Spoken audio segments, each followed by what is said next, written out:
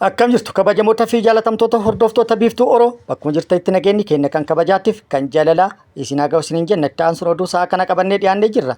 Hanga dhuma sagantaa kanaatti nu wajji turaanaaf feerraa kenna kun biiftuu Oroodha keessanii jajjabeeffadha laayik sheer godhu hin dagatina kallattii mangara mata duree oduu amma qabadhetti yeroo dabru oduun jalqaba. Deetaan ministeera nageenya duraanii obbo Taayyee Danda'a har'a mana murtiitti dhiyaatuudhaan himannaa irratti baname keessaa lamaan bilisa yoo jedhamu tokkoon badii qabda jedhamee jira dabalata isaa qabannee jirra. Oduun itti aanu naannoo magaalaa Finfinneetti humnoonni mootummaa wal haleeluun miidhaa guddaa walirratti dhaqqabsiisuun lubbuu wal galaafatan jedhamee jira dabalata isaa qabna. Oduun itti aanu oduu oolmaa Oromiyaati. Oduu oolmaa Oromiyaatti lolli Oromiyaa bakkoota garaagaraatti loltoota mootummaatti waraana bilisummaa Oromoo gidduutti deemaa jiru akkuma itti fufetti jira.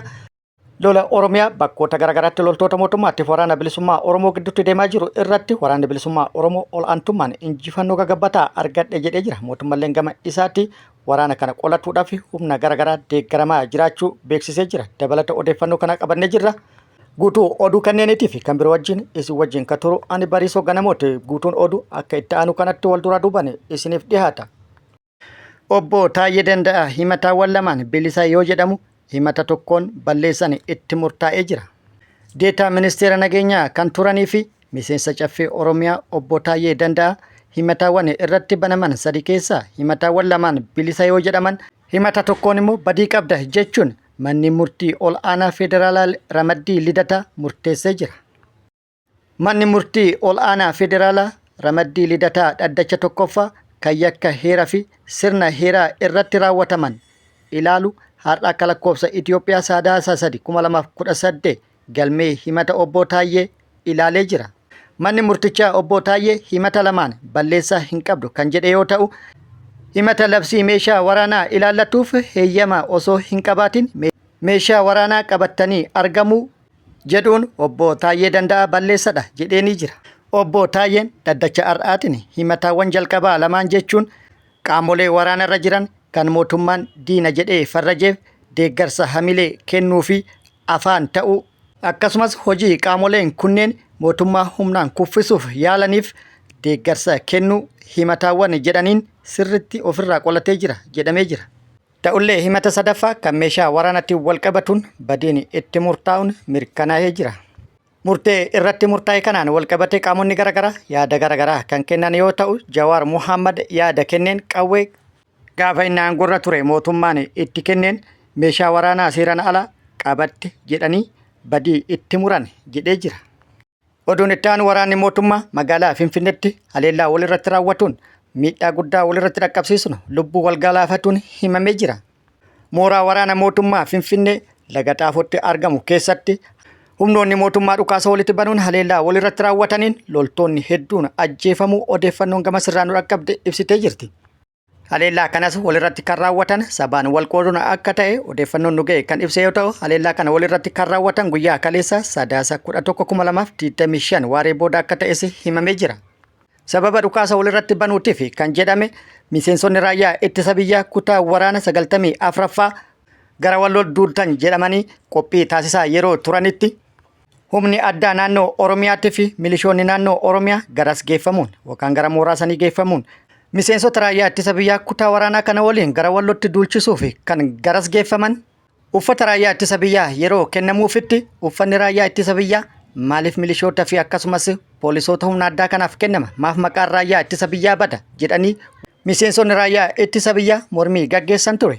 Miseensota mormii gaggeessan kana irratti tarkaanfiin waraanaa kan fudhatamee fi hedduun isaanii kan rashanaman yoo ta'u kana booda humnoonni mootummaa achi keessa jiran sabaan wal qooduun haleellaa walirratti raawwatuun miidhaa guddaa walirratti dhaqqabsiisanii lubbuu wal galaafatanii jiru. Haleellaa walirratti raawwataniin loltoonni 12 battalumatti addunyaa kanarraa kan godaananii fi hedduun kan madaa'an ta'uunleen maddeen odeeffannoo garaagaraa gabaasanii jiru. Walta'iinsi biyyoota galaana diimaa Itoophiyaa ofirraa dhiibuun shaakala waraana galaanarraa eegalanii jiru. Odeeffannoo kana guyyaa kaleessa isiniin geennee turre. Odeeffannoon kun ijoo dubbii ta'uudhaan qaamota garaagaraa biraa yaada garaagaraa kaasee jira. Walta'iinsi biyyoota galaana diimaa Red Wave 8 jedhamu kun kan qindaa'e Masrii fi Saawud Arabiyaadhaan akka ta'es beekamee jira. Gareen Red Wave 8 jedhamu kun shaakala waraana galaanarraa waliin eegalee jira. Ijaaramuun garee kanaatii fi shaakala waraana galaanarraa waliin eegaluun shiraan kan guutamee fi kan qindoome jedhamee jira. Ijaaramuun garee kanaatii fi shaakala waraana galaanarraa waliin gaggeessuun isaanii yeroo Itiyoophiyaan dhimma hulaa galaanaa irratti gaaffii qabdu cimsitee itti fuftee fi hulaa galaanaa argachuun Itiyoophiyaaf dhimma jiraachuuftii fi du'uuti jechuudhaan tolaanis yoo ta'e lolaan hulaa galaanaa dhabuu hin qabu jechuun ejjennoo isii ibsitee kallattii hundaanuu of qopheessaa jirtutti gareen kun as bahuu fi shaakala waraanaa taasisuun ejjennoo Itiyoophiyaan galaana diimaa irratti qabatteef qormaata guddaa yookaan hamaa ta'a jedhamee tilmaamamee jira. Gara biraatiin immoo dhimma hulaa galaanaatiin wal qabatee Itiyoophiyaa fi Eertiraan walitti gaarreeffannaan isaanii cimee itti fufee jira. Walitti gaarreeffannaa gidduu isaaniitti uumame kana wal qabatee biyyoonni hedduun gara Eertiraa goruudhaan hedduun meeshaalee waraanaa akka kennaniifis dhagahamee jira. Keessattuu misaa'elli fageenya dheeraa deemuu danda'uu fi akkasumas diroononni ammayyaa fi meeshaaleen farra dirooniitii fi akkasumas xayyaaraa ammayyaan hedduun harka Masriin irraa Eertiraa gahuun beekamee jira. Haalota kana hunda yaada keessa galchuun qaamonni garaagaraa yaada kennaniin lolli ni ka'oo ta'u taate salphaa kan hin taanee fi baay'ee ulfaataa fi miidhaa guddaa dhaqqabsiisuu akka danda'u tilmaamanii jiru. Akkasumas dhaabbileen idil addunyaa hedduun Itiyoophiyaan gara lola kanaatitti akka hin seenne gara lola kanaatitti kan seentu yoo ta'u taate diinagdeen biyyattii caalatti kan laamsha'uu fi lola waliin gaggeessaa jirtuun rakkoo keessaa ba'uu kan hin danda'e rakkoo irratti rakkoo ka dabalatu taate kasaaraa fi miidhaan guddaan biyyatti irra gahuu danda'a jechuudhaan akeekkachiisanii jiru.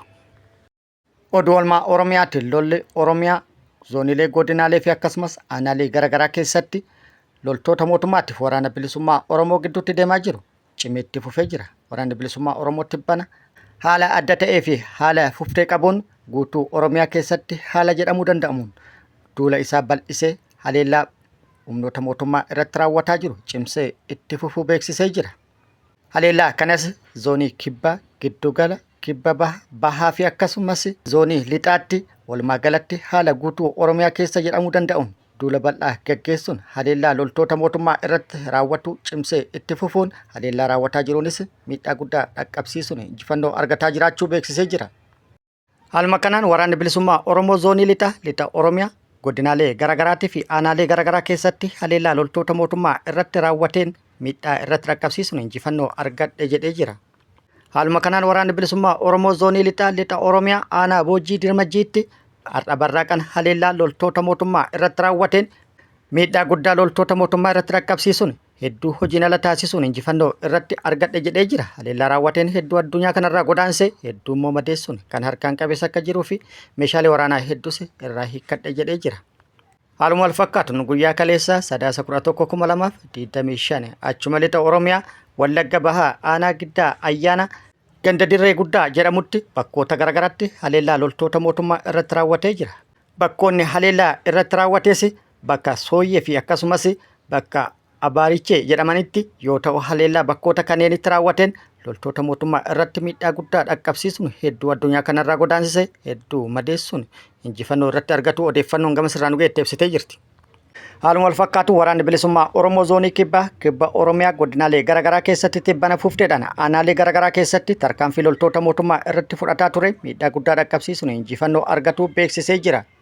Nullee isiniin gahaa turre haaluma kana waraanni bilisummaa Oromoo zoonii madda albuudaa Gujii Bahaa aanaa Adoolaa gandoota garaagaraa keessatti tarkaanfii fudhateen injifannoo argatee jira. Gandoonni inni tarkaanfii keessatti fudhate ganda Eerbooraa Baarkoo fi akkasumas ganda Abdunnur keessatti yoo ta'u haleellaa gandoota kanatti raawwateen miidhaa guddaa loltoota mootummaa irratti dhaqqabsiisee jira. Haleellaa ganda Eerbooraa Baarkootti raawwateen loltoota mootummaa 4 battalumatti addunyaa kanarraa godaansisee 9 madeessee meeshaalee waraanaa hedduu hiikkatee jira. AKM 4 F1 2 fi meeshaalee biroollee hiikkatu odeeffannoon gama sirraan dhugee ibsee jira. Akkasumas ganda Abdunnur keessatti tarkaanfii loltoota mootummaa irratti fudhatee loltoota mootummaa 10 battalumatti addunyaa kanarraa godaansee 17 immoo madoodhaan adabuun meeshaalee waraanaa hedduu kan hiikkate yoo ta'u AKM F1 3 fi kan biroollee hiikkatuun beekamee jira. Akkasumas waraanni bilisummaa Oromoo zoonii baha Oromiyaa lixa Harargee aanaa Hancaaritti tarkaanfii loltoota mootummaa irratti fudhateen injifannoo argatu odeeffannoon nu gahee jira. Walumaa galatti lolli Oromiyaa bakkoota garaagaraatti loltoota mootummaatiif waraana bilisummaa Oromoo gidduutti deemaa jiru cimee kan itti fufee yoo ta'u Mootummaan lola Oromiyaa keessatti loltoota mootummaatti waraana bilisummaa Oromoo gidduutti deemaa jiru cimaa ta'uu fi humnaa ol ta'uu akeekee jira. Lolli deemaa jirus miidhaa guddaa kan dhaqqabsiisee fi kana boodas miidhaa guddaa dhaqqabsiisuu danda'a jechuudhaani. Jaalmarroo waliin mariin akka gaggeeffamu mariin gaggeeffamus iccitiin akka ta'u qaamota garaagaraa ijaaraa jiraachuun qaamota garaagaraa ijaaree hojii kana akka hojjetan socho'aa jiraachuun dhagahamee jira.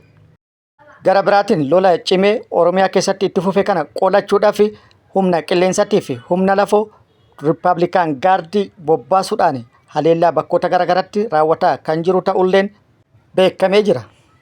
Oduun itti waraanni bilisummaa Oromoo humna haaraa eebbisuu beeksisee jira. Humna haaraa tibbana bakkoota garaagaraatti fufteedhaan eebbisaa kan ture waraanni bilisummaa Oromoo guyyaa kaleessallee humna haaraa akkasumas humna adda ta'e yeroo dheeraaf leenjii siyaasatii fi leenjii loltummaa ga'umsaan leenjisaa ture jedhe sirna ho'aan eebbisuu beeksisee jira. Haasaa sirna eebbaa irratti taasifameen leenjiin tibbanaatii fi eebbi tibbanaa haala baay'ee adda ta'een kan duraanii caalaa mooraa waraana bilisummaa Oromoo guutuudhaan milkaa'ina qabsoo waraana bilisummaa Oromootiif humna addaa uumee jira jedhamee jira. Kana kan taasise immoo qeerroo nagaan taa'u ajjeesanii qeerroon lubbuun hafesi taa'ee du'a ofirratti eegurra jechuudhaan gara waraana bilisummaa Oromootti dhufuudhaan dirqamaa fi dhiibbaa tokko malee gara mooraa waraana bilisummaa Oromoo dhufee leenjii fedhii isaatiin fudhatee qabsoo xumura gabrummaatti umrii gabaabsuuf hojii jalqabee jira jechuudhaan dubbatamee jira.